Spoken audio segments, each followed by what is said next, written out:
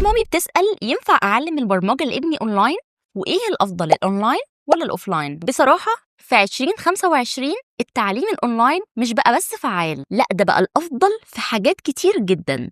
أنا كأم كنت متخوفة في الأول، بس لما دورت لقيت جامعات كتير زي MIT وستانفورد بتقدم برامج كاملة أونلاين وخصوصا في البرمجة. الفرق الحقيقي إن الطفل بيبتدي يعتمد على نفسه ويدور على حلول، وكل ده من بيته من غير تعب المشاوير والزحمة. والأهم من كل ده إنه بيتعلم من مهندسين متخصصين. بس طبعاً مش أي أونلاين، لازم يكون تفاعلي وفيه متابعة حقيقية، وده اللي خلى هاي كود يفرق عن أي حد. عندهم خطط اشتراك مرنة و50 كورس في كل التخصصات زي ال AI والروبوتس والسايبر سيكيورتي وتصميم الألعاب والتطبيقات. بدل ما وقت أولادنا بيضيع على التابلت في حاجات ملهاش لازمة، خلينا نستغل نفس الوقت في حاجة تفيدهم وتسليهم وكمان تفتح لهم أبواب المستقبل.